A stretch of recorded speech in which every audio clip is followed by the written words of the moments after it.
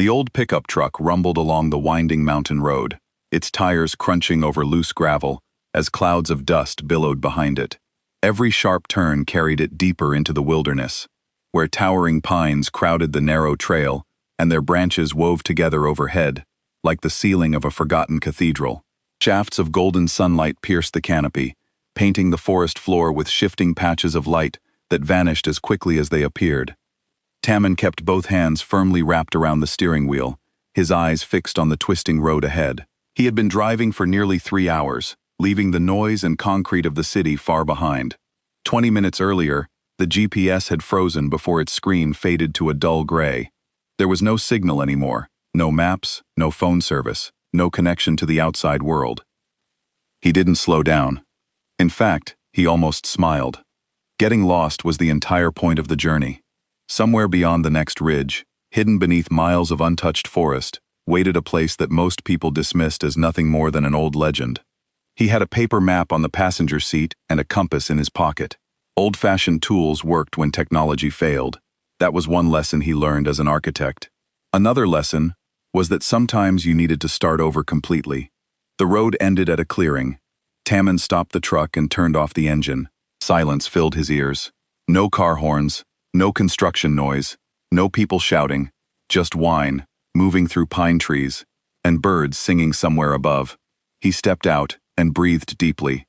The air smelled clean like rain and wood. This land was his now. 40 acres of forest in the Pacific Northwest Mountains. He bought it with his savings after quitting his job at the architecture firm. His friends thought he was crazy.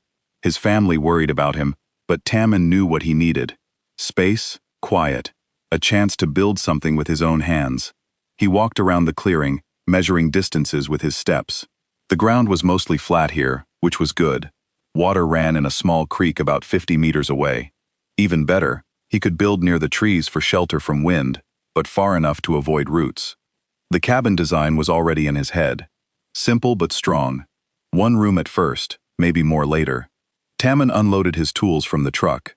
A chainsaw, handsaws, hammers, chisels, measuring tape, levels, and boxes of nails and screws. Everything he needed to turn trees into a home. He set up a small tent for sleeping and started a fire pit with stones from the creek. This would be his life now. Simple, honest, real. The first week passed in hard work. Tammin marked trees to cut down, choosing ones that were straight and healthy. He cut them carefully, watching which way they fell. Each tree was a gift, and he wasted nothing. After cutting, he stripped the bark and cut the logs to length. His muscles ached every night, but it was good pain, the kind that came from doing real work. He worked alone, but never felt lonely. The forest was full of life. Deer walked past his camp in the early morning. Squirrels chattered at him from branches. A fox watched him work one afternoon, sitting at the edge of the clearing like it was curious. Tammin talked to them sometimes just to hear his own voice. What Tammin did not know was that other eyes watched him too. Eyes that were not from Earth. 3 months before Tammin arrived, something had fallen from the sky. It came down fast, burning through the atmosphere, and crashed in a ravine 2 kilometers from where Tammin now worked. The impact was not large enough to alert anyone. The object had shields that absorbed most of the force, but the crash still damaged it badly. Inside the damaged ship was Riva and her 2 offspring, Kes and Naira. They were Velkari, a species from a world far across the galaxy. Riva was a scientist who studied new planets and their life forms. She traveled in a small scout ship, gathering information for her people. It was supposed to be a simple mission: observe Earth from orbit, take some readings, then leave. But something went wrong. A piece of space debris hit the ship's engine. The controls stopped working. Riva managed to aim for an empty area before they crashed. She saved their lives, but now they were stuck. The communication system was broken. The engine needed parts she could not make. They were trapped on an alien world with no way to call for help. Riva studied humans from her ship's damaged database. The information was not encouraging. Humans were violent. They fought wars over small things. They feared what they did not understand. If humans found her and her offspring, they might attack. Or worse, they might capture them for experiments. So Riva kept her family hidden. The ship had a cloaking field that still worked. She found food in the forest that her body could process. Water was easy to find. They survived, but just barely. Her offspring were young and scared. Kes asked every day when they could go home. Naira cried at night. Riva had no answers for them. Then Tammin arrived. Riva heard his truck first. The sound of the engine made her grab her offspring and hide in the ship. She watched through sensors as the human got out and looked around. He was alone. That was strange. Humans usually traveled in groups. She watched him set up camp and start working. At first, Riva thought he would leave after a few days.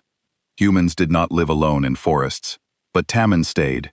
He cut trees and moved logs. He dug holes in the ground and filled them with stones. Riva realized he was building something, a shelter. He planned to live here. This was bad. Riva needed to stay hidden until a rescue ship found them. That could take months, maybe years. How could she hide with a human living so close? She thought about moving the ship, but it was too damaged. The engines barely worked. Moving might destroy their last hope of repair. So Riva watched, and as she watched, something surprised her. The human worked with incredible focus. He measured everything carefully. When he made a mistake, he stopped and fixed it. He did not get angry or give up. He just solved the problem and kept going. Riva had never seen a human work this way. The database said humans were impatient and emotional, but this one seemed calm and thoughtful. One day, a storm came. Rain poured down for hours. Wind knocked over Tammin's work. Logs rolled away. His fire went out. The walls he built fell down. Riva watched him stand in the rain looking at the damage. She expected him to scream or break something. Instead, Tammin laughed. He actually laughed at the destruction. Then he went to his tent, dried off, and went to sleep. The next morning, he started rebuilding. He changed his design to make it stronger against wind. He learned from the mistake. Riva found herself fascinated. She started watching him every day. Her translator device listened to his words, learning his language. He sang sometimes while he worked, Korean songs and English ones too. He talked to himself, working through problems out loud. The translator absorbed it all. Kes and Naira were curious too. They wanted to go closer. Riva always said no. Too dangerous. But her offspring kept asking what was the human doing? Why did he live alone? Could they talk to him? Riva said no every time, but she wondered the same things. Weeks passed. Tammin's cabin slowly took shape. Foundation stones sat in perfect lines. Floor beams crossed them. Walls began to rise. He worked from sunrise to sunset, stopping only to eat and rest. Sometimes he sat by his fire at night looking up at the stars. Riva wondered if he felt lonely, if he missed other humans, if he regretted coming here. But Tammin's face always looked peaceful. He seemed happy in his solitude, finding satisfaction in his work. 3 months after Tammin arrived, his cabin had 4 walls and a roof. It was not finished, but it was shelter. Riva had watched him build it from nothing, using only simple tools and determination. Part of her respected what he accomplished. Another part feared what would happen if he discovered her family. In the darkness beyond his firelight, Riva held her offspring close. They were running out of supplies. Her ship's food synthesizer was breaking down. She needed to find more food in the forest. But that meant going farther from the ship. That meant taking risks. Kes and Naira were getting braver too. They wanted to explore. Young ones always did. Riva could not watch them every moment. She could not keep them locked in the ship forever. As Tammin sat by his fire that night, he did not know that his life was about to change. He did not know that fear and hope watched him from the darkness. He did not know that soon he would meet beings from another world. And he did not know that his simple act of building a cabin alone in the woods would change the course of human history. But all of that would come soon. Very soon, the sound woke Tammin in the middle of the night. It was not an animal sound, not a bear or wolf or anything he recognized. It was high-pitched and filled with pain. Something was hurt and scared. He grabbed his flashlight and stepped out of the cabin. The moon was half full, giving some light. The crying sound came from the woods to the east. Tammin hesitated. Going into the dark forest at night was dangerous. But something about that sound pulled at him. It reminded him of a child crying. He pulled on his boots and jacket. He took his first aid kit just in case. Then he walked toward the sound, following it through the trees. His flashlight beam cut through the darkness. The crying got louder as he got closer. Then he saw it, and his heart stopped. The creature was small, about the size of a large dog. But it was not a dog. Its body was covered in smooth skin that changed colors in his flashlight beam. shifting from dark blue to purple. It had 4 legs, but they bent differently than Earth animals. Its head was round with 3 large eyes that reflected his light, and its leg was caught in an old metal trap, the kind hunters used decades ago, and left behind. Tammen stood frozen. His mind could not process what he was seeing. This was not possible. Animals like this did not exist on Earth, but it was right there in front of him, real and suffering. The creature saw him and made a different sound, a scared sound. It tried to pull away, but the trap held tight. Tammen saw blood on its leg. The creature was terrified of him. Slowly, Tammen knelt down. He set his flashlight on the ground and raised his hands to show they were empty. He spoke softly in Korean, the way he would talk to a scared dog. The words did not matter. The tone did. The creature stopped struggling and watched him. Tammen moved very slowly toward the trap. The creature made a warning sound, but did not try to bite him. Up close, Tammen could see the trap had cut deep. The creature needed help, or it would die here. He examined the trap carefully. It was old and rusty, but the spring mechanism still worked. He would need both hands to open it. He looked at the creature and spoke again. Then he grabbed the trap jaws and pulled them apart. The creature yanked its leg free and stumbled backward. Tammen thought it would run away. Instead, it sat down and looked at its injured leg. Tammen opened his first aid kit slowly. He pulled out bandages and antiseptic. The creature watched him but did not run. Tammen pointed at the leg, then at the bandages. He moved slowly, giving the creature time to decide. After a moment, the creature extended its injured leg toward him. Tammen carefully cleaned the wound and wrapped it in gauze. The creature's blood was darker than human blood, almost black, but it stopped flowing once the bandage was tight. When he finished, the creature made a soft sound. It almost sounded like, "Thank you." Then Tammen heard something else. Footsteps, heavy ones, coming fast. He turned and his flashlight found another creature.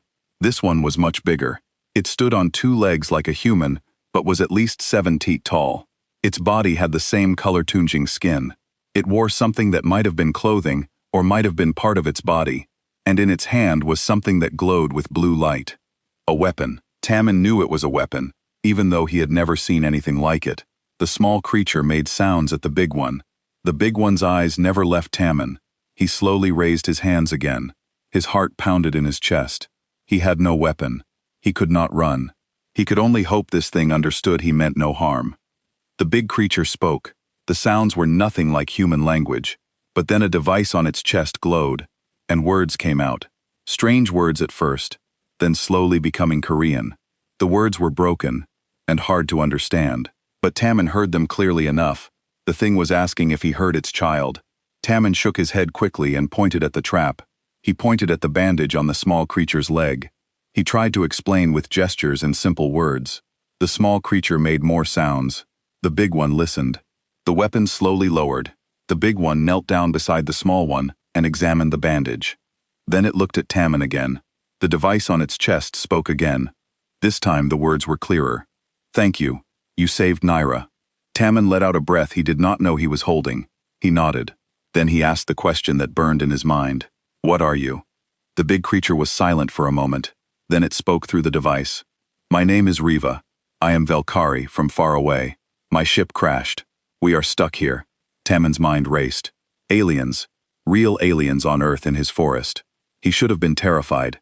He should have run, but looking at Riva holding the injured child called Naira, all he saw was a scared mother protecting her family. Another small creature appeared from the shadows. This one looked similar to Naira, but slightly different colors. It ran to Riva and hid behind her. Riva touched it gently. "This is Cass, the device translated my other offspring." Tammen sat down slowly on the ground. His legs felt weak. "How long have you been here?" he asked. 3 months before you came. We hide, watch, wait for rescue."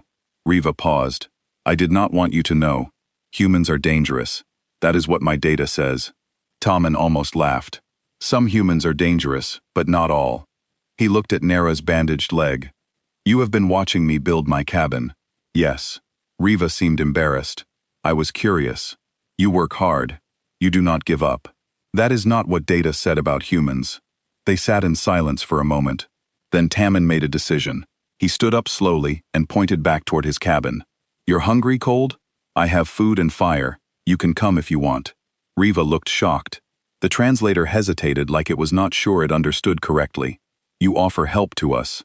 You are stuck here. You have children to take care of. I have extra food in space. Tammin shrugged. It is simple. Nothing about this is simple, Riva said through the device. But Tammin could see her struggling with the decision. She was desperate. Her supplies were running out. Her children were suffering.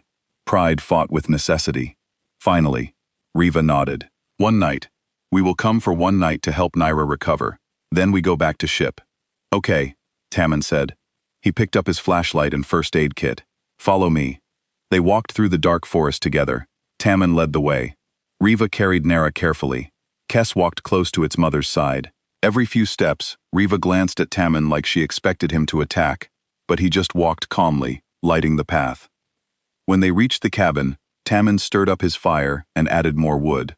The flames grew bright and warm.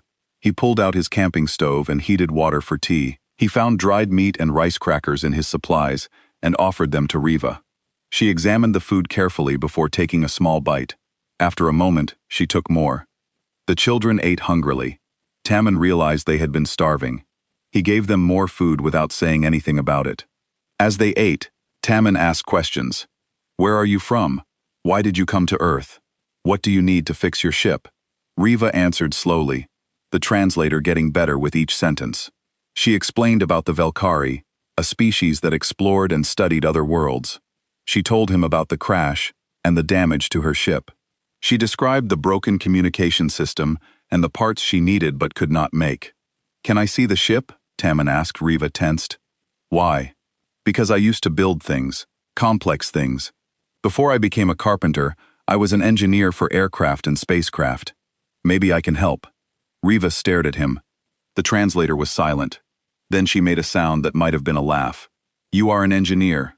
You build flying machines. I did for 10 years. Then I got tired of it. Too much stress, too many people. I wanted something simpler. Tammin smiled. But I still remember how things work. How to fix problems. How to improvise when you do not have the right parts. Riva was quiet for a long time. Her children had fallen asleep by the fire, full and warm for the first time in weeks. She looked at them, then at Tammin. Tomorrow, she said finally. Tomorrow I will show you the ship. If you truly want to help. The words came out uncertain, like she could not believe she was saying them. I do, Tammin said simply. That night, Reva and her offspring slept in Tammin's cabin, while he kept watch by the fire. He looked up at the stars and thought about how his life had just changed completely. Yesterday, he was a man alone building a cabin. Tonight he was helping aliens from another world. And somehow it felt right, like this was exactly where he was supposed to be, doing exactly what he was supposed to do. The universe was much stranger and more wonderful than he ever imagined. Morning came with bird songs and sunlight through the trees. Tammin woke to find Kes and Naira already awake, examining his tools with careful curiosity. Riva stood nearby, watching them closely. When she saw Tammin wake up, she made a gesture that might have been a greeting. Good morning, Tammin said. He made coffee on his camping stove and offered some to Riva. She smelled it carefully before taking a sip. The translator on her chest spoke, bitter, but pleasant. We have nothing like this. After a simple breakfast, Riva led Tammin deeper into the forest. Kes and Naira followed, moving easily over rocks and fallen logs. Nir's legs seemed better with the bandage. They walked for about 30 minutes before Riva stopped at what looked like a solid wall of rock and plants. She touched a device on her wrist. The air in front of them shimmered like heat waves. Then Tammin saw it, the ship. It had been invisible, hidden by some kind of light-bending technology. Now he could see the damaged vessel half buried in the ravine. It was smaller than he expected, about the size of a large bus. The hull was smooth and dark, made of materials he did not recognize. One side was crumpled from the impact. Panels hung open, exposing damaged components inside. Scorch marks showed where systems had overloaded and burned. Tammin walked around it slowly, studying the damage. His engineer brain automatically started analyzing problems and solutions. Riva watched him nervously, like she was revealing something precious and fragile. Can I look inside? Tammin asked. Riva hesitated, then nodded. She led him through an opening that was too small for her, but perfect for humans. Inside the ship was cramped, but organized. Walls glowed with soft light. Strange symbols covered panels. Equipment was secured in holders that adjusted to fit different shapes. Riva pointed at different systems, explaining what they did. The translator struggled with technical words, but Tammin understood enough. Power generation, life support, navigation, communication. Many were damaged or completely broken. This is the main problem, Riva said, pointing at a complex assembly near the back, the communication array. It needs a special crystal to work. The crystal broke in the crash. I cannot make a new one. Without it, I cannot send signals to my people. Tommen examined the broken crystal. It was about the size of his thumb, clear like glass, but with strange patterns inside. What does it do? It focuses and amplifies the signal, makes it strong enough to reach my people across space. Without it, my signal only goes a few kilometers. Not enough. What if we made the signal stronger a different way, used more power? The power system is also damaged. I can barely keep life support running. Riva sounded tired and defeated. I have tried everything I know. Nothing works. Tammin sat down and thought. The engineering problem was complex. Limited power, broken components, no way to manufacture replacement parts. But he had spent his career solving impossible problems. The key was thinking differently. What if we do not fix it? He said finally. What if we rebuild it using different parts? Different parts? We are in a forest. There is nothing here. My truck has an alternator, copper wiring, batteries, basic electronics. Maybe we can adapt those, make a simpler system that does the same job. Riva stared at him. Your vehicle parts to repair advanced technology. That is impossible. Maybe, but impossible just means nobody has done it yet. Tammin smiled. You teach me how your systems work. I will figure out how to make human technology talk to alien technology. Riva was quiet for a long moment. Then she made that sound again. The one that might have been a laugh. My people would never attempt this. We would say it violates too many principles. The technology is not compatible. But you are not with your people right now. You are stuck here, with a human who does not know what is impossible. So maybe we can do things your people cannot do. That is either wisdom or foolishness, Riva said through the translator. I am not sure which. Usually both, Tammin agreed. They made a plan. Riva would teach Tommen about her ship systems. He would gather materials from his truck and supplies. Together, they would attempt repairs that should not work, but might anyway. In exchange, Riva would help Tommen finish his cabin, using her knowledge of materials and structural engineering. The next few weeks fell into a pattern. Mornings were for the cabin. Riva suggested ways to make the wall stronger, and the roof more resistant to storms. She understood physics at a level that amazed Tammin. She could look at his design and immediately see weak points. Her suggestions made the cabin twice as strong with the same amount of materials. Kes and Naira helped too. They were surprisingly strong for their size, and learned quickly. Tammin taught them how to use hammers and saws. They taught him games from their world. Language barriers faded as they worked together. Afternoons were for the ship. Tammin brought tools and parts from his truck. He studied how Riva's systems worked, making notes and drawings. The technology was incredibly advanced, but the basic principles were the same. Power in, signal out. He just needed to bridge the gap between human engineering and alien design. One day as they worked, Riva asked him a question. Why did you come here to the forest alone? Tammin thought about it while tightening a bolt. I was tired. The city was too loud. Too many people wanting things. I worked on projects I did not care about. Made buildings I did not believe in. I felt like I was wasting my life. So you ran away. No. I ran toward something. Toward peace. Toward doing work that matters to me. Building with my hands. Living simply. He smiled. I did not expect to find aliens, though. We did not expect to find a human like you, Riva said quietly. Our data said humans were violent and selfish. But you are not. You helped my offspring when you could have hurt them. You offered food and shelter. You are trying to fix my ship, even though it gives you nothing. It gives me something. Tammin looked at her. It gives me the chance to help someone who needs it. To use my skills for something important. To make friends with people from another world that is worth more than money or safety. Riva touched her chest in a gesture that seemed meaningful. On my world, we value knowledge above all. We observe and learn, but never interfere. We see ourselves as watchers, not participants. But watching you work, I wonder if we are missing something important. What is that? Connection, action, the courage to help even when it is difficult or dangerous. You humans do not have our technology or our knowledge, but you have something we do not. You have heart. The word came out strangely through the translator, but Tammin understood. He felt warmth in his chest that had nothing to do with the sun. As weeks passed, the cabin neared completion, and the ship slowly came back to life. Tammin jury-rigged a power system using his truck battery and solar panels. He created makeshift wiring connections using copper and solder. Nothing was elegant or proper, but it worked. Systems that had been dead for months flickered back on. Riva watched in amazement as human ingenuity bridged technological gaps that should have been impossible. Every time something worked when it should not have, she made that laughing sound and shook her head. Kes and Naira grew stronger and more confident. They played in the forest during the day, always staying close. They learned to start fires and cook food. They learned Korean words and taught Tammin words in their language. The translator was no longer always necessary. One evening, they all sat around the fire at Tammin's finished cabin. The walls were solid. The roof was strong. Inside, there were shelves and a bed and a table. It was small, but perfect. "You did it," Riva said. "You built a home with your hands." "We did it," Tammin corrected. "You helped. Your knowledge made it better. And tomorrow we try the communication system," Riva said. "If your repairs work, I can send a signal. My people will find us." The words should have made everyone happy, but instead, silence fell. Cassandra moved closer to Tammin. Riva looked into the fire. They all knew what rescue meant. It meant leaving. It meant goodbye.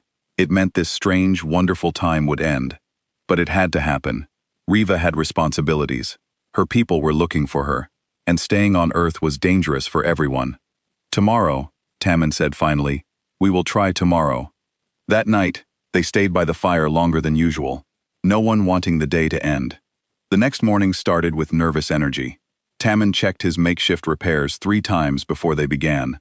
Wires connected in ways that violated every safety rule he learned in engineering school. But safety was less important than function right now.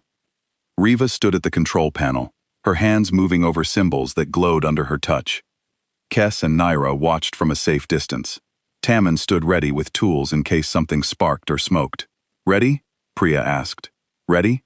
Tammin confirmed. She activated the system. For a moment, nothing happened. Then a low hum filled the ship. Lights flickered on panels that had been dark for months. The power system Tammin built was working. Energy flowed through jury-rig connections into systems that should not have accepted it. The communication array came online. Instead of the broken crystal, Tammin had installed a modified radio transmitter from his truck. It should not work with alien technology. The frequencies were wrong. The power requirements were different. But Tammin did not know that, so he made it work anyway. Riva programmed the distress signal. Her hands moved quickly, typing coordinates and identification codes. Then she pressed one final symbol. The signal transmitted. They waited. Seconds felt like hours. Then a panel lit up with symbols. Riva gasped. The translator on her chest spoke rapidly, mixing her language with Korean words. "Response?" "I got a response. They heard us. The signal reached them." She turned to Tammin with her eyes bright. "It worked. Your impossible repair actually worked." Tammin felt relief wash over him. Months of work. Countless failed attempts. But they did it. Kes and Naira jumped around excitedly, making happy sounds. Even Tammin allowed himself a smile. But then Riva read the message more carefully. Her excitement faded. She spoke to her offspring in their language. They stopped jumping and moved close to her. "What is wrong?" Tammin asked. "The rescue ship will arrive in 3 days." "That is good. But the message also says, I am in violation of first contact protocols. I broke the law by letting you see me and my ship. There will be consequences." She looked worried. "What kind of consequences?" "I do not know. Maybe lose my position. Maybe worse. My people take these rules very seriously. We are not supposed to reveal ourselves to species that have not developed faster than light travel. You did not have a choice. You crashed. You needed help to survive. They may not see it that way." Riva touched her offspring gently. "But at least my children will be safe. That is what matters most." The next 3 days passed too quickly. They worked on final repairs to make the ship stable for when the rescue team arrived. Tammin showed Kes and Naira more human things, teaching them how to whistle and skip stones across the creek. Riva spent time recording observations about Earth and about Tammin specifically. One evening, Riva sat with Tammin by his cabin fire. She asked permission to record his story, who he was, why he came to the forest, what he hoped to find. Tammin answered honestly, and Riva listened carefully. "I will include this in my report," she said. "Let my people know that not all humans match our data, that some of you are kind and brave and resourceful, that you deserve respect. Will it help with your consequences? Maybe, or maybe it will make things worse. But it is the truth. That is more important than avoiding consequences." On the third day, the sky changed. Tammin saw lights moving above the trees, not like stars or planes. These moved with purpose and intelligence. They descended slowly toward the crash site. "They are here," Riva said quietly. Tammin walked with them to meet the rescue ship. It was much larger than Riva's scout vessel, sleek and powerful. It landed without sound in the clearing near the ravine. A door opened in its side and figures emerged. There were 5 of them, all Velkari. They wore uniforms that changed colors like their skin. The one in front was bigger than the others and carried himself with authority. "This must be the commander." The commander approached Riva and spoke rapidly in their language. His tone was not friendly. Riva responded, gesturing to her offspring, and then to Tammin. The commander's eyes locked on Tammin, and his expression hardened. Riva's translator spoke in Korean for Tammin's benefit. "This is Commander Javik. He is angry that I made contact with you. He says I endangered my offspring and violated sacred protocols. Tell him you had no choice," Tammin said firmly. "Tell him you would have died without help. Tell him I chose to help willingly." Riva translated. Havik listened, but did not look impressed. He responded with sharp words. The translator struggled to keep up. "He says that changes nothing, that primitive species cannot be trusted, that you might use the knowledge of our existence to cause harm. He wants to take me and my offspring immediately and erase your memory of all this." "Erase my memory?" Tammin felt anger rise in his chest. "No, he has no right. He says it is for your protection and ours that you cannot carry this knowledge, that it is too dangerous." Tammin stepped forward, looking directly at Commander Javik. The alien was taller and clearly stronger, but Tammin did not back down. "Dangerous? I saved Riva's offspring. I gave them food and shelter. I helped repair her ship using nothing but spare parts and determination. Where is the danger in that?" Riva translated. Havik's expression did not change. He responded coldly. He says, "One human doing one good thing does not prove anything. That humans as a species are unstable and violent, that the rules exist for good reasons." Tammin felt frustration building. "How can you judge an entire species by data in a computer? You should judge by actions, by what individuals choose to do when it matters." Before Havik could respond, one of his crew members spoke urgently. He pointed at Riva's damaged ship. The crew member examined the repairs Tammin made, touching the jury-rigged connections and makeshift wiring. The crew member spoke to Havik. Riva translated for Tammin. "He is telling the commander that these repairs should not work, that the technology is incompatible, that somehow you made primitive components interface with our advanced systems. He says it is impressive that our own engineers would not have thought to try it." Javik walked over to inspect the repairs himself. He spent several minutes examining Tammin's work. When he returned, his expression was slightly less hostile. He spoke directly to Tammin. The translator spoke. "The commander wants to know how you learned to do this, how you knew what parts to use. He says you do not have the education or tools to accomplish this repair." "I did not know if it would work," Tammin said honestly. "I just looked at the problem and thought about solutions. I tried things until something worked. It is what humans do. We improvise. We adapt. We do not give up just because something seems impossible." Javik was quiet for a long moment. Then he spoke again. The translator made his words clear in Korean. "Perhaps I judged too quickly. These repairs show intelligence and resourcefulness, traits we value, but the rules remain. You cannot remember this encounter. It is too risky." Riva stepped between Tammin and Javik. She spoke firmly in their language, her voice rising with emotion. Havik tried to interrupt, but she kept talking. Kes and Naira moved to stand beside her, facing the commander. When she finished, the translator spoke. "Riva says she will file a formal complaint if you attempt to alter Tammon's memory. She says, forced memory eraser violates galactic ethics laws, that it is only permitted in extreme circumstances, that this is not extreme. She says she will testify that you abused your authority. Avik looked angry now. He and Riva argued in their language, while the rescue crew watched nervously.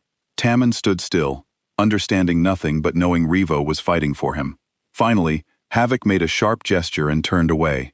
He spoke to his crew, giving orders. They moved to prepare the damaged scout ship for transport. Riva turned to Tammon, looking exhausted, but relieved. He has agreed not to erase your memory, but you must promise never to tell other humans about us. Not until your species develops space travel on their own. Can you promise that? I promise, Tammon said without hesitation. The rescue crew worked efficiently securing Riva's ship for transport. It would be lifted back to their larger vessel. Soon there would be no evidence that aliens had ever been here. Time was running out. Goodbyes were coming, and none of them. The rescue crew finished securing the damaged scout ship. Tammon watched them work with technology he could barely understand. They lifted the entire vessel using beams of blue light that made no sound. Everything they did seemed effortless. It made his jury-rigged repairs look primitive, but his repairs had worked. That was what mattered. Riva stood apart from her crew, talking quietly with Kess and Nera. She was preparing them for departure. Tammon gave them privacy staying near his cabin, but he felt their sadness from across the clearing. Goodbyes were hard in any language. Commander Javik approached Tammon. Without Riva nearby to translate, they stood in awkward silence. Then Jakik touched his chest in the same gesture Riva used when showing respect. He spoke a few words in his language. Tammon did not understand the words, but he understood the meaning. He bowed slightly, the way his grandmother taught him to show respect. Havik seemed satisfied. He turned and walked back to his crew. Then Tammon smelled it. Smoke. He turned toward the west.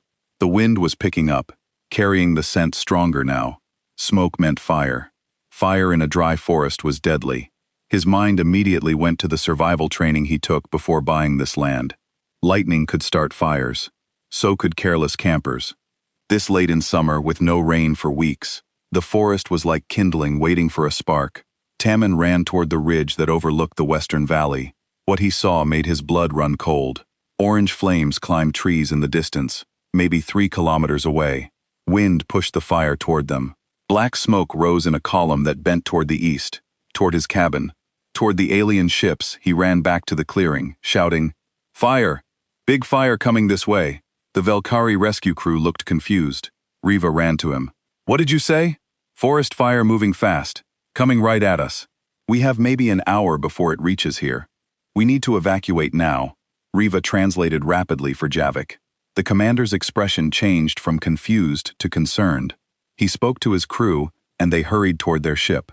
"What are they doing?" Tammon asked, getting ready to leave. "The fire cannot harm the ship, but we should not stay." "What about the forest? What about my cabin? All the animals?" Riva looked at him sadly. "I am sorry. We cannot interfere. Your planet, your nature. We can only protect ourselves and leave." Tammon felt anger flash through him. "Then do not interfere. I will fight it myself." He turned and ran toward his cabin. "Tammon," Riva called after him. "You cannot stop a forest fire alone. It is suicide." He did not answer. He grabbed his tools, shovel, axe, rake, a few old blankets, his water containers. It was not much, but it was what he had. He knew he could not stop the fire completely, but maybe he could save his cabin. Maybe he could create a fire break that would slow it down.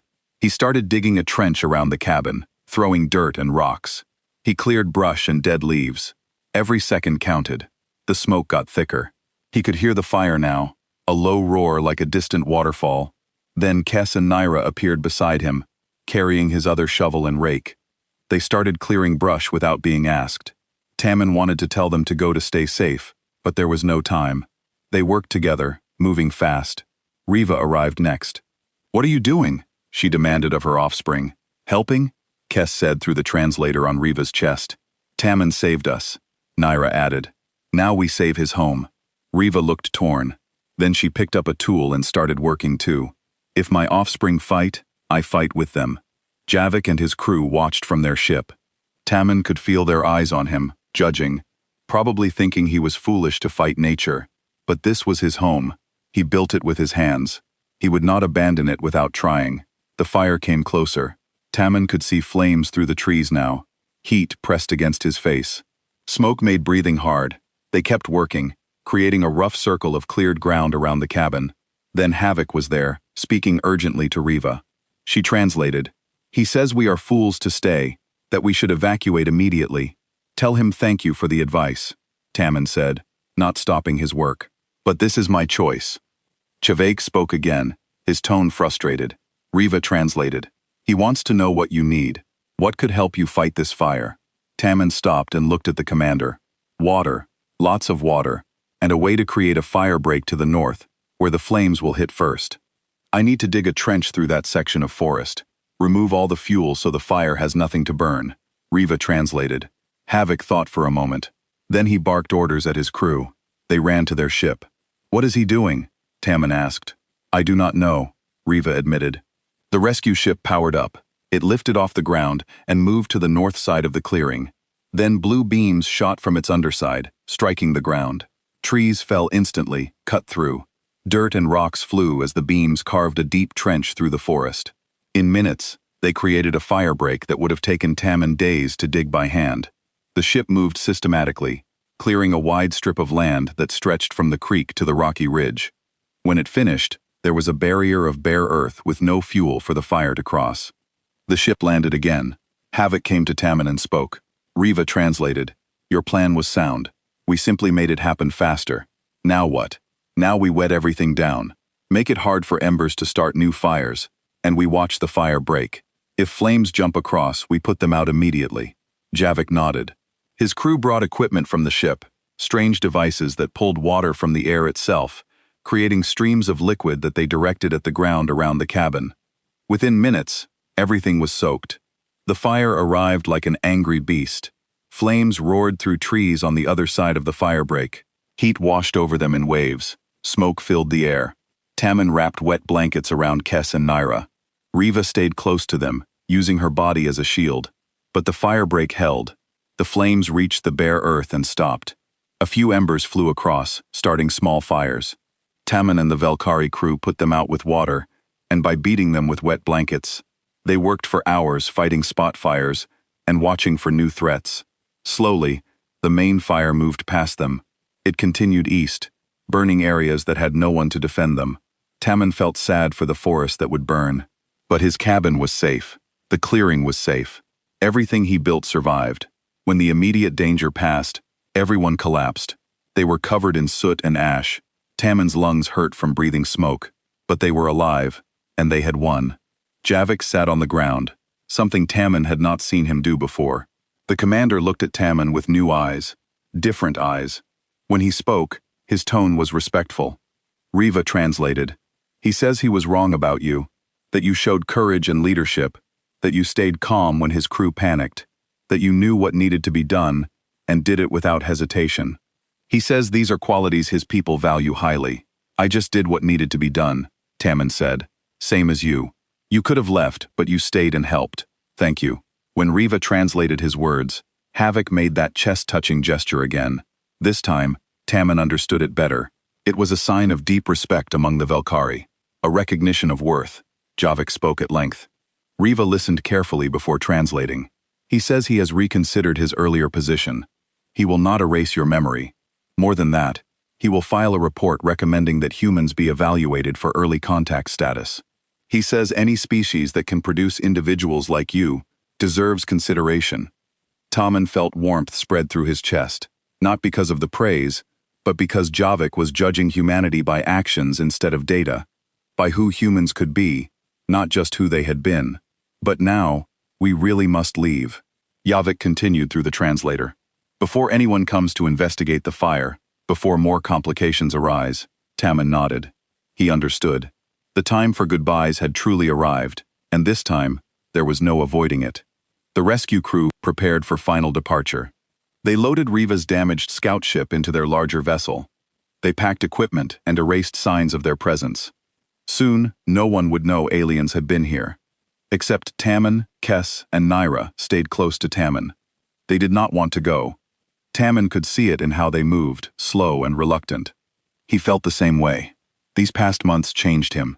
Having others around, even alien others, reminded him that solitude was not the same as connection. Riva approached him one last time. They stood by his cabin, the one they built together with human strength and alien knowledge. She touched the wooden wall gently. "It is beautiful," she said through the translator. "Simple but perfect. You should be proud." "We should be proud," Tammin corrected. "You helped make it strong. You and your offspring." Riva was quiet for a moment. When she spoke again, her voice sounded different, sad, but also grateful. "I need to give you something before we go." She reached into a pouch on her belt and pulled out a small device. It was flat and clear, about the size of a credit card. "What is it?" Tammin asked a data crystal. "It contains information about the Velkari, our history, our culture, our place in the galaxy, and information about other species we have met. Not technology, just knowledge, stories, so you can understand the universe you live in. Can I read it? Without special equipment, any computer screen will work. Just hold it against the glass. The crystal will project the information. It only works once, and only for a few hours. Then the data erases itself. That way, if someone else finds it, they will learn nothing." She pressed it into his hand. "Use it wisely. Learn what you can, but remember your promise. You cannot share this knowledge with other humans." "Not yet, I remember," Tammin said. He looked at the crystal, feeling its smooth surface. "This is precious. Thank you. You gave me and my offspring life. This is a small gift in comparison." Riva touched his shoulder in a gesture that felt almost human. "What you did for us, Tam, I will never forget. I will tell my people about you, about your kindness, your courage, your determination. I will argue that humans deserve respect and consideration, that when your species reaches the stars, we should greet you as friends." Tears formed in Tammin's eyes. He was not usually emotional, but this was different. This was goodbye to friends he never expected to have. "Will I ever see you again?" Riva tilted her head, a gesture that might have been uncertainty. "I do not know. My people have rules. We do not return to worlds before they develop space travel. But rules sometimes change, and I'm very good at finding reasons to visit interesting places." That almost sounded like hope. Tammin held on to it. Kes and Naira came over. They looked at Tammin with their large eyes. Without the translator, they could not speak to him in words, but they did not need words. Naira touched her bandaged leg, now almost healed. Kes held up the small wooden carving Tammin made for them, a bear standing on its back legs. "Thank you," Riva translated for them, "for saving us, for teaching us, for being our friend." Tammin knelt down to their level. "You are welcome, and thank you for helping me, for making me remember that being alone is not the same as being lonely." He smiled even though his heart hurt. "Be safe, grow strong, see amazing things among the stars." They hugged him. Their arms were thin but strong. They smelled like forest and something else, something alien, but not unpleasant. Tammin held them gently, trying to memorize the feeling. Commander Javik approached. He spoke directly to Tammin, and Riva translated one final time. "He says he was wrong to judge you by your species instead of your actions. He says you showed him something important, that individuals define what a species can become, that humans have potential. The galaxy should watch carefully," he says. "When humans reach the stars, he hopes to meet more like you. Tell him thank you," Tammin said. "And tell him I hope he finds them. There are good humans everywhere. They just need the right circumstances to show it." Javik made the chest gesture one more time. Then he turned and walked toward the ship, giving Riva and her family privacy for final goodbyes. Riva looked at Tammin for a long moment.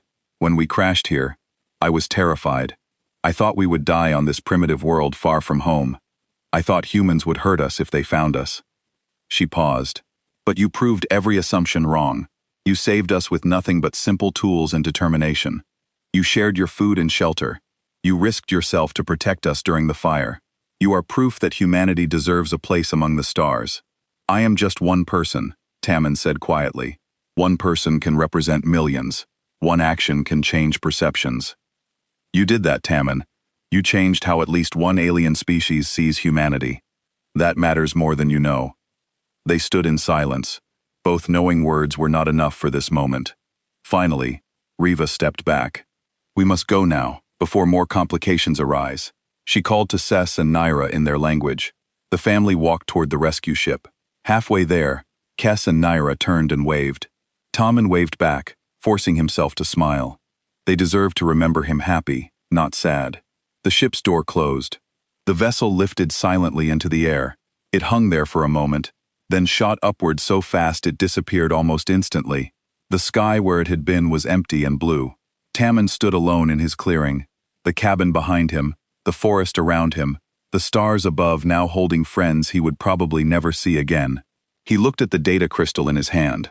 Tonight he would learn about the galaxy, about the Valkyrie and their history, about the vast universe beyond Earth's atmosphere. Knowledge that no other human possessed. But first, he had work to do. The fire damage needed assessment. His cabin needed small repairs from the smoke and heat. Life continued, even after extraordinary events. That evening, Tommen sat at his table with his laptop. He pressed the crystal against the screen. It glowed softly, and information began appearing. Text, images, videos of alien worlds and civilizations. He learned about the Valkyrie homeworld, a planet of vast oceans and floating cities. He saw images of their families and their culture. He read about their philosophy of observation and non-inference. He understood why Riva struggled so much with accepting his help. He learned about the galactic community. Hundreds of species spread across thousands of worlds. Some peaceful, some aggressive, all following complex rules about contact and territory. Earth was known but protected. A developing world that would be left alone until humans invented faster-than-light travel. The crystal showed him wonders beyond imagination. Space stations the size of moons, ships that could cross galaxies, beings made of energy instead of matter, technology that seemed like magic. It was beautiful and terrifying, and humbling all at once. But what struck Tommen most was how young humanity was in comparison. Other species had been exploring space for thousands of years. Humans were babies in a universe of adults, but babies grew. And if one human could befriend aliens, could help repair a ship, could earn the respect of an entire rescue crew, then what could humanity accomplish together? The crystal's data lasted 6 hours. As dawn approached, the information faded. The screen went dark. The crystal became just a piece of clear material with no special properties. Tommen tucked it away as a memento. He walked outside to watch the sunrise. The forest around his cabin showed fire damage. Some trees were blackened, others were completely gone, but life remained. Birds sang. A deer walked past. The creek still flowed. Nature was resilient. It would recover. So would he. Tommen returned to his cabin and made coffee. He sat on his porch, the one he built with his hands and Valkyrie help. He thought about everything that happened. The crash, the rescue, the friendship, the fire, the goodbye. His life would never be the same. He carried secrets now. Knowledge of alien life. Proof that humanity was not alone in the universe. It was a heavy burden, but also a precious gift. And someday, maybe decades from now, when humans finally reach the stars, he would be able to tell his story. He would tell the world about Riva and her offspring. About Commander Chavik, who learned to see beyond his prejudices. About the Valkyrie, who valued knowledge above all else, but learned that compassion mattered too. Until that day came, he would wait. He would live his simple life. He would keep his promise. And he would remember that one human carpenter in a forest earned the respect of beings from the stars. Because that respect was not just for him, it was for all humanity. It was proof of what humans could be when they chose compassion over fear, cooperation over conflict, understanding over ignorance. The future was coming, and when it arrived, humanity would be ready. Tommen smiled and sipped his coffee, watching the sun climb higher into a sky that held more wonders than most humans could imagine. But he knew, and that knowledge changed everything. The cabin still stood in the forest, weathered, but strong. Tommen had expanded it over the years, adding a workshop and a small greenhouse. The clearing grew larger as he carefully managed the forest around his home. He planted new trees where fire had destroyed old ones. He maintained trails and kept the creek clean. The land flourished under his care. Tommen was older now. His hair had turned gray. His hands showed the wear of decades of hard work, but his eyes still held the same quiet determination. He still woke early and worked until sunset. He still found peace and solitude, though he no longer feared connection. Sometimes hikers found his property. He welcomed them, offered tea, shared stories about the forest. They never knew the most important story, the one about aliens and friendship, and promises kept. That secret stayed locked in his heart. But today was different. Today, the world was about to change. Tamman sat on his porch with a small radio, listening to the news broadcast. His hands trembled slightly as he adjusted the volume. After decades of development, after countless failures and successes, humanity was about to take its biggest step. The first human faster-than-light ship was ready for launch. The broadcaster's voice crackled with excitement. The ship was called Unity, a name chosen to represent humanity coming together for this achievement. Scientists from dozens of countries worked together to build it. The technology was human-made, developed through decades of physics research and engineering breakthroughs. No alien help, no shortcuts, just human determination and ingenuity. Tamman listened to the countdown. His chest felt tight with emotion. He thought about Rhea and her words from so long ago. When humans reach the stars, we should greet you as friends. The ship launched. The engines that bent space itself activated. And just like that, Unity jumped away from Earth, traveling faster than light for the first time in human history. It traveled to Alpha Centauri, the closest star system, in a journey that took minutes instead of years. The broadcast continued. Unity arrived safely. The crew was celebrating. They were taking readings and preparing for the return journey. It was a complete success. Humanity officially became a spacefaring species. Then the broadcaster's voice changed. Something new was happening. The crew of Unity was receiving a transmission, not from Earth, from somewhere else. An alien transmission. Tamman sat forward, his heart racing. The broadcaster described what was happening. The message was in English and several other Earth languages. It welcomed humanity to the galactic community. It congratulated humans on achieving faster-than-light travel. It expressed hope for friendship and cooperation. And it was signed by someone named Ambassador Riva, of the Velkari people. Tears ran down Tamman's face. She remembered after 37 years. She remembered, and she kept her own promise. She was there, waiting among the stars, ready to greet humanity as friends. The message continued. Ambassador Riva explained that she had been advocating for humanity's potential for decades, that she believed humans would achieve great things among the stars, that she looked forward to formal contact and friendship between their species. Then she added something that made Tamman laugh through his tears. The message included a note for one specific human, if he was still alive, a human named Tamman, who once lived alone in a forest and proved that compassion and courage were universal qualities. The broadcaster sounded confused by this personal note. Who was this Tamman? How did an alien know a human name? It was a mystery that would spark investigation and questions. But Tamman was not worried. He could tell his story now. The promise of secrecy ended when humans reached the stars. He could finally share what happened in this forest all those years ago. Over the next few days, the world went crazy with excitement. Aliens were real. They had been watching humanity. They were friendly. The Unity crew established direct communication with Velkari ships. Plans were made for a formal meeting. Earth would have an embassy among the stars. Tamman received visitors, government officials, journalists, scientists. They all wanted to know about the message. How did an alien ambassador know his name? What was his connection to the Velkari? He told them everything. The crash, the rescue, the friendship, the fire, the goodbye. He showed them the clearing where the ships had been, the data crystal, now just an inert piece of material, but proof that his story was true. Some people did not believe him. They said he was crazy or seeking attention, but others looked at the evidence and saw the truth. The forest showed signs of the fire from 37 years ago. The clearing had unusual patterns in the soil, where alien technology once stood, and most importantly, Ambassador Riva confirmed every detail of his story and official communications. Tamman became famous overnight. The man who met aliens before anyone else. The carpenter who helped repair a spacecraft with truck parts and determination. The human who proved to the galaxy that humanity deserved respect. But Tamman did not want fame. He gave his interviews and told his story because it mattered, because it showed what humans could be. Then he politely asked everyone to leave so he could return to his simple life. 6 months after Unity's first flight, a ship landed in Tamman's clearing. Not the same ship from before, but similar. Sleek, and quiet. The door opened, and Riva emerged. She looked older too, in ways that were hard for humans to recognize, but that Tamman could see. She wore official clothing now, something that marked her status as an ambassador, but her eyes held the same kindness he remembered.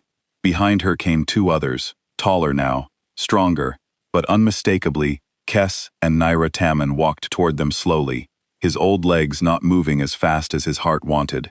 When he reached Riva, they looked at each other for a long moment. Then she made that chest-touching gesture, and he bowed in return. "You came back," Tammen said, his voice rough with emotion. "I promised I would, if I found a way." She spoke through a newer, better translator. "And now I have an official reason. I am here to establish formal relations between our peoples. But also, I am here to see an old friend." Kes and Nera approached. They were adults now, with positions and responsibilities of their own. But they looked at Tammen with the same affection as when they were young. They spoke in English, having learned human languages over the years. "We never forgot you," Kes said. "You taught us that courage is not about being strong. It is about choosing to help even when you are afraid. You taught us that friendship can cross any distance," Naira added. "Even the distance between worlds." Tammen felt warmth in his chest, despite the cold air. They spent the day together talking about everything that happened over the decades. Riva told him about her work as an ambassador, how she spent years convincing other species to give humanity a chance. Kes and Naira shared their own achievements, the research they conducted in the worlds they explored, and Tammen told them about his life in the forest, the quiet years, the simple joys, the peace he found in living according to his values. They listened with genuine interest. These beings who traveled between stars finding wonder in one human's small life. As evening approached, they sat around Tammen's fire pit, just like they had decades ago. Riva looked at the cabin, still standing strong. "You built something that lasted," she said. "Not just this cabin. You built a bridge between our peoples. You proved that humans were ready for the stars, even when your species did not know it yet. Everything that is happening now, all the friendship and cooperation between humans and Velkari, had started here, with your choice to help instead of fear." "I just did what felt right," Tammen said. "Anyone would have done the same, but they did not. You did. And that makes all the difference." Before they left, Riva gave Tammen a gift, a communicator that would let him talk to them across the stars. "So, you never have to be alone again," she said, "unless you choose to be." The ship departed as night fell. Tammen watched it rise into the sky and disappear among the stars. But this time, saying goodbye did not hurt as much, because now he knew the universe was full of friends. The distance between them no longer mattered. That night, Tammen sat on his porch and looked up at the stars. Somewhere out there, humans were exploring new worlds, meeting new species, building new friendships. And it all started in a small clearing in a forest, where one man chose compassion over fear. He thought about the young man who came to this forest so long ago, seeking solitude and peace. That man found both. But he also found something more important: purpose, connection, proof that one person could make a difference. Humanity was finally among the stars, and the galaxy welcomed them, not because humans were perfect, but because humans had the capacity for growth, for compassion, for courage. Tammen smiled and raised his cup of tea toward the stars. "To friendship," he said quietly. "Across any distance, between any people, the universe was vast and strange, and full of wonders, but it was also full of friends waiting to be found. And that made all the difference."